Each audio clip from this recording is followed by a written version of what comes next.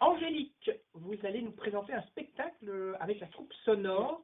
C'est Noël, un merveilleux voyage. Alors, je vais d'abord parler de votre troupe. En fait, elle a une spécialité, votre troupe. Elle mélange des personnes handicapées et non handicapées. Pourquoi vous avez décidé de faire un peu ce mix entre ces deux publics, je dirais? Parce que j'ai rencontré Pascal qui est aveugle, qui est ici Mhm. avec moi en studio. Et alors on s'est dit qu'on avait envie d'ouvrir la troupe à d'autres personnes atteintes de handicap. Et que ce sont des personnes aussi qui dans la société ont besoin de trouver une place. Et Ouais. on s'est dit que notre projet pouvait justement leur permettre de leur offrir une place en tant qu'artiste et aussi en tant qu'être humain au niveau créativité. Et les arts, ça aide vraiment les personnes, je veux dire, handicapées. J'aime pas trop ce mot-là, mais bon, Atteintes de handicap. atteintes de handicap, Bah, ça les aide à s'intégrer vraiment dans la société? Oui, oui, ça permet vraiment une intégration. Parce qu'il n'y a pas, y a pas de troupe qui existe pour justement les intégrer au niveau du théâtre. Et donc, on s'est dit que c'était un bon moyen pour ça et aussi un bon moyen pour démystifier le handicap quand le public vient nous voir. C'est vrai qu'au niveau média, il n'y a pas énormément Non. de personnes handicapées. Voilà, il y a Patrick qui prend un seul Patrick. Ah, ils sont addictifs, c'est terrible. Bon, franchement, vous savez, on voit comme ça quand on a des invités en studio et que leur produit part vite, c'est que c'est bon. Donc, vous pouvez nous faire confiance. C'est pour ça que je disais que ce serait bien d'avoir une caméra. Donc, ce spectacle, vous allez également faire de la pataphonie. Oui. Pascal, tu veux en parler? La pataphonie, c'est récupérer des instruments de la vie de tous les jours, comme des petits seaux de cuisine, et de les utiliser pour faire de la musique. de la musique. Mais est-ce qu'on a le même son qu'avec un instrument, par exemple, un son en plastique, c'est pas la même vibration que par exemple un tambour en bois ou une trompette en métal? Est-ce qu'on a vraiment un son qui est mélodieux? Oui, c'est pas la même chose, mais c'est assez caractéristique, quoi. Alors si vous pouvez vous rapprocher un petit peu, voilà, merci Patrick. Il faut bien parler dans le micro Oui, pour qu'on vous entende bien. Et alors, quand on parle de pataphonie, vous jouez quels instruments en fait? Mais on récupère des seaux. Ici, j'ai par exemple un seau avec une palette de cuisine en bois, un genre de palette pour utiliser, manger une raclette. Et, la nourriture. par exemple, un seau ici, on utilise des cuillères en métal qu'on peut taper sur des poêles ou des casseroles de différentes tailles et ça fait des sonorités différentes, quoi. Et il faut avoir l'oreille musicale pour faire ça. C'est pas simplement taper sur une casserole. Il faut quand même savoir comment prendre peut-être la cuillère, où exactement taper, etc. Oui, ou savoir où taper et choisir des objets qui vont sonner différemment pour faire que ce soit quand même mélodieux, quoi. On pourrait peut-être faire un essai. Par exemple, là, vous avez donc le seau. Vous pouvez jouer un petit morceau pour que nos auditeurs puissent entendre à quoi ça ressemble la pataphonie.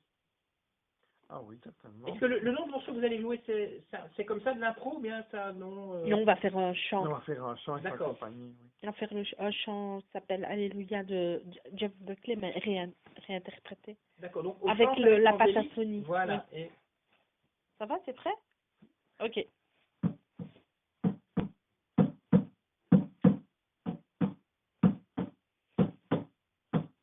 Pour notre terre hospitalière et pour nos mères si nourricières, je chante la gloire du Seigneur. Pour les rivières et pour les fleuves et pour le vent et les embruns, je chante Alléluia, Alléluia, Alléluia, Alléluia, Alléluia.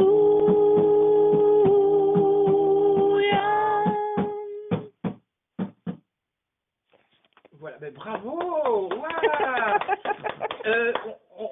Vous venez de chanter Alléluia, ça veut dire que le spectacle Noël, un merveilleux voyage sera un spectacle religieux? Oh, oui, hein, disons qu'on l'a voulu humoristique, revisité sur base d'un texte de Jules Bocard, et c'est chaque fois ponctué de chants religieux, mais aussi de chants païens, puisqu'on a quand même voulu rendre hommage au Père Noël à la fin vers la fin du spectacle. Il y a des gospels aussi, Père Noël et le petit Reine au nez rouge Rodolphe, on raconte l'histoire L'histoire qu'il a écrite, en fait, qui a fait tout le scénario, vous l'avez fait à deux ou On l'a bien? fait à deux. On l'a Ouais. fait Pascal et moi. On aimait bien le texte de Julius Bocard, donc on s'est dit que c'était humoristique, Mhm. c'était chouette. Et donc on l'a réadapté pour notre spectacle et on l'a développé pour notre spectacle. On fait des impros à deux sur base de ce qui existe Et en c'est fait. le même spectacle que l'année passée ou bien chaque fois Non, non, non, non, il est vous chaque faites fois un spectacle revisité. Oui, différent, c'est chaque fois d'accord. revisité. Ici, on a ajouté des nouveaux chants et alors on a modifié la trame aussi. Mhm. C'est-à-dire, il y aura aussi, est-ce qu'il n'y aura pas un char également dans le spectacle? Il y a le chariot pataphonique, Mhm. chariot musical pataphonique avec les clochettes, Donc les le chariot, poilons. enfin, vous pouvez Ouais. expliquer le chariot? Ah ben c'est un chariot de magasin Voilà, oui. sur lequel on a accroché des seaux, des poilons qu'on a choisi. On a mis comme une demi-journée à choisir pour que ça Mhm. sonne comme une vraie batterie. Et puis alors il y a devant, enfin à la place où on met l'enfant, il y a une plaque avec les clochettes. Et puis sur chaque côté, il y a des objets en, allez, des boîtes de conserve. Et alors ça fait des gyros. Ça permet de faire du son, dans lequel il y a des bouteilles en plastique qu'on utilise aussi pour faire des maracas. Et donc ce chariot-là, il est vraiment une pièce centrale du spectacle puisque toutes les accompagnements sonores et les accompagnements rythmiques vont être réalisés avec ce chariot. Et donc, ce spectacle, c'est le 9 et 11 Oui, décembre à 14h, donc à l'église de Saint-Walburge, hein, c'est ça. on le Oui, précise. tout à fait. Et vous chantez en fait aussi, mais pas que des chansons des Alléluia, on vous a vu. Ah, En fait, Lauria. à la base, vous êtes chanteuse lyrique peut-être, je Je pense. suis chanteuse lyrique et variété. Mm. J'aime bien les deux. Mais c'est vrai que j'ai une voix lyrique, mais j'aime bien chanter voilà, des textes qui ont du sens, du fond, que ce soit dans la foi chrétienne ou qui ont un message à porter au monde, quoi, voilà.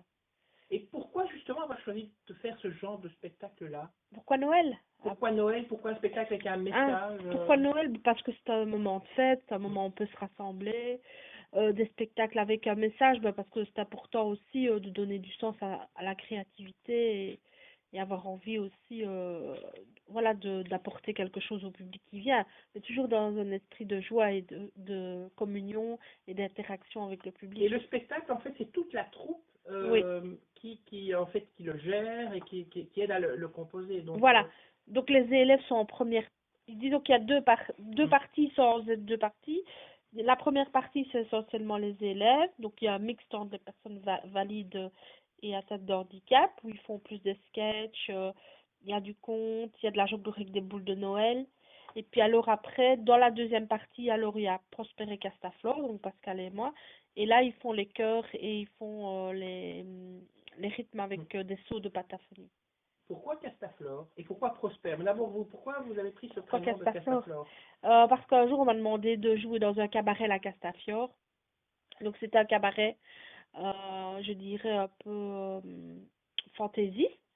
Et donc, moi, on savait bien que je faisais du lyrique, je m'étais proposé, mais on voulait que j'aie une allure, je dirais, fantasy. Donc, on m'a proposé de jouer la Castafiore. Je me suis pris au jeu, je me suis bien amusée avec le public, parce que j'étais, comme on appelle ça en voix off, c'est-à-dire que j'accueillais le public qui arrivait en personnage. Et alors, j'interceptais Le les personnage gens, avec la Castafiore. avec À la cette perruque? époque-là, non. Non, À pas cette encore, époque-là, d'accord. c'était vraiment le personnage de Tata. Mhm.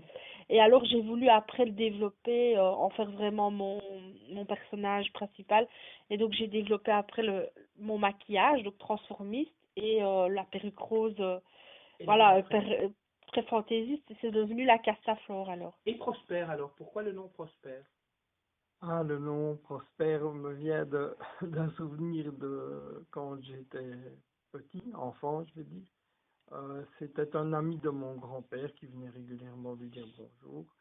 Et c'est une personne qui me fascinait, je peux dire ça. Et alors ce nom m'est resté régulièrement enfin, il m'est resté en mémoire et je me suis dit, bah, Prosper, ça me plaît bien, ça me va bien. Et voilà donc comment est né le duo La Castaflore et Prosper. Je signale qu'Angélique est louche sur la Oui, boîte. c'est vrai en plus. Et je me dis, c'était à quoi encore celui-là? Non, parce que je chante et je parle. Pour les gens de la radio aussi. Donc les 9 et 11 décembre à 14h, il y aura ce spectacle à l'église de Saint-Walburge. On est partenaire de cet événement. Il y aura un goûter également. Oui, il y a un goûter. Donc, il y a 2 entractes. Et à la deuxième entracte, qui sera plus ou moins vers 4 heures, À ce moment-là, il y a un goûter, un simple goûter pâtisserie et soft. Donc le public prend le temps de se rencontrer avec les artistes et voilà. Petite illusion, c'est vous la avez fête. une dame à côté de vous qui est chocolatière. Oui. Vous pouvez peut-être, après peut-être l'émission, vous pouvez avoir des contacts. On ne sait jamais que dans vos prochains spectacles, il y Pourquoi aurait pas. les Mellow Cakes de Natacha. On va peut-être faire une petite pause musicale, si vous le voulez bien, avec Patricia Cass, N'oublie jamais. Comment pourrait-on décrire le studio aujourd'hui? Bien, nous avons 3 invités.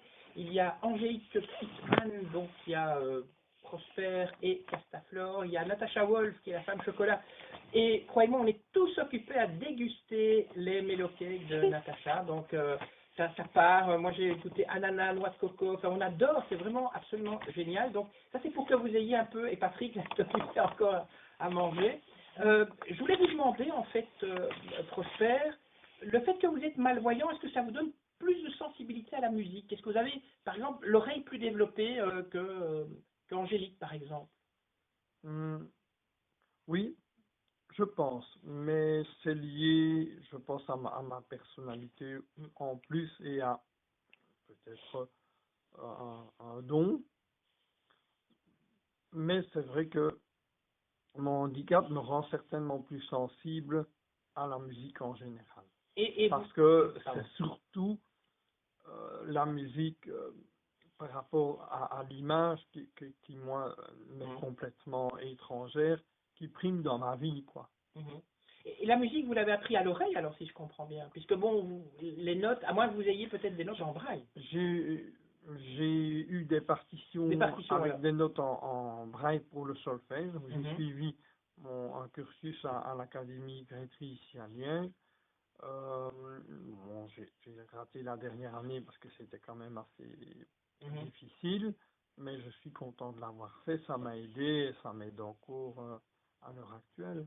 Oui, parce que les instruments, en fait, la pataphonie, vous les fabriquez aussi, ou bien c'est Angélique? Comment ça se passe, cette fabrication? Oui, on les fabrique nous-mêmes, les instruments, tout à fait. Mais je veux dire, non, mais c'est quelque chose que vous faites à deux, ou bien c'est plutôt Prosper qui choisit, qui dit, voilà, on va prendre une casserole, on va prendre une cuillère. Bah, c'est-à-dire que les sons, on les choisit ensemble, mais je fais vraiment confiance à l'oreille de Pascal, parce que lui, il a vraiment la sensibilité d'entendre si ça sonne vraiment comme le vrai instrument. Ça dépend un peu ce qu'on cherche.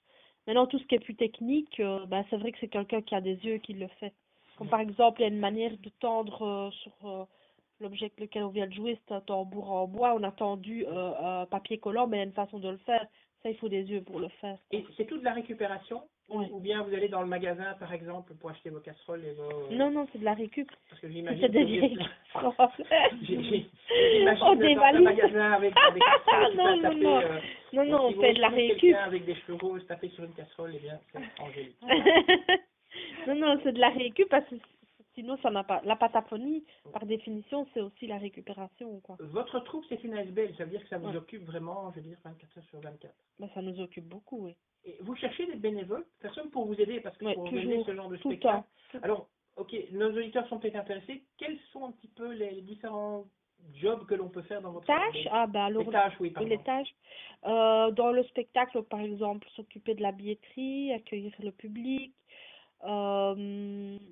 mettre les personnes en place dans la salle, servir le goûter, installer le décor, s'occuper, accompagner les personnes atteintes de handicap si elles sont en chaise roulante, par exemple, les accompagnants en poussant la chaise roulante, les aider à s'habiller. Voilà, tout ce qui concerne le spectacle. Maintenant, il y a la partie plus administrative, ça c'est tout ce qui est plutôt le mailing. Et pour ceux qui sont plus à l'aise, prendre des contacts téléphoniques. Voilà globalement ce qu'on délègue aux bénévoles. Donc, par exemple, aujourd'hui, il y a quelqu'un qui est au bureau, que je salue, qui nous écoute, Marie-Claire, qui est dans la troupe et qui est en train de faire quoi? De ranger les farces et de mettre tous les tampons sur le ticket pour les En fait, elle est goûter. occupée à vous écouter simplement. Les deux. Le fait que dans votre troupe, vous avez des personnes atteintes de handicap et d'autres pas, est-ce que dans votre public, ça se reflète? Est-ce qu'il y a plus de personnes atteintes de handicap? Vous parlez de personnes en chaise roulante qui viennent voir justement vos spectacles. Il y a les deux. Il n'y a pas plus ni moins. Il y a les deux. Par rapport à d'autres spectacles, c'est tout à fait... Oui, parce qu'on veut toujours que nos lieux soient adaptés aux personnes en chaise roulante. Donc, on a des personnes avec handicap qui viennent nous voir aussi. Même très profondément handicapées, par contre.